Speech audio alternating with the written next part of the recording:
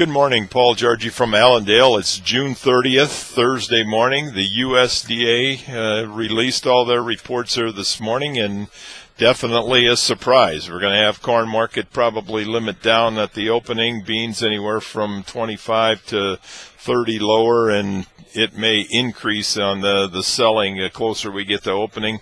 The wheat market will be sharply lower as well. Numbers released by USDA, planted acreage numbers that have been talked about here for weeks on end of how many acres did the U.S. farmer plant. We planted 92.3 million acres. That's well above the trade average of 90.77. Harvested acres at 84.9 million acres. That's 1.7 million acres more than what the trade was expecting. Soybean planted acres, the only bullish spot in all the reports that we've got here this morning, 75.2 million. That's less than that 76.4 million that the trade was expecting. 74.3 is expected to be harvested. Wheat, spring wheat, more acres than what the trade was expecting, 13.6 million. Trade was expecting 13.3. Durham wheat is where we've seen the biggest drop in wheat acres, about 300,000 acres there. Total wheat acres, less than what the trade was expecting. But again, all of that comes because of that Durham wheat loss, and we knew that we were going to have some massive losses there because of that wet area up in North Dakota, Montana, and the Canadian Prairie. All of those, that area is where most of the Durham wheat is produced. More negative news continues when they gave us the grain stocks, the quarterly stocks of 3.67 billion bushel of corn. Trade was looking for 3.3 billion bushel, so 350 million bushel more ending stocks than what we were thinking. The soybeans, 619 million bushel versus 597, so that'll be an increase, should carry over into an increase in ending stocks. And the wheat, 861 versus an 825 estimate by the trade there. The export sales numbers came out, which become less valuable when you have numbers like that coming out as on the major reports. But export sales were pretty much in line.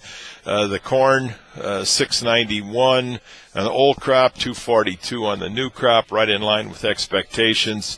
Bean expectations, we had a cancellation of 355 in the old crop, 458 in the new. Remember, that's where they a week ago they switched from old crop to new crop, and wheat was right in line.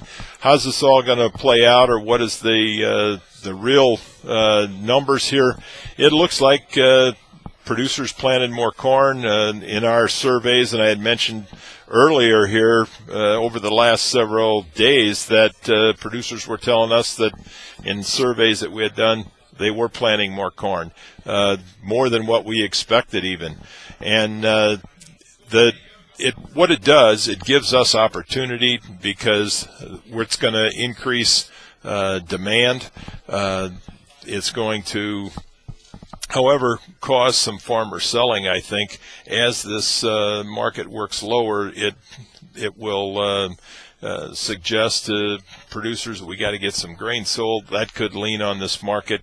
However, with the pressure that we're seeing today, we're going to be right up against some key technical support in the December contract, the 620 area, and there is no limit on the July contract. So expect a lot of volatility and a lot of pressure out of chute this morning, because going into this thing, I think the majority of traders were believing that we were going to see some lower numbers in planting and much tighter ending stocks. In the livestock trade, we've seen pressure there this morning after this report came out. The cutout values there were down about 36 cents in the select, 9 cents in select, 36 in choice. Pork cutout was down a little bit as well, but it's the action today is going to be dominated by emotion. It's going to be dominated by trader sentiment more than fundamentals, and it looks like we're definitely going to start this thing out lower today. Can we see some support come into this market? I think with as much of a surprise as we've seen in total usage or in the quarterly stocks number, and then in the planted acreage, it's going to be difficult for us to see much of a rebound.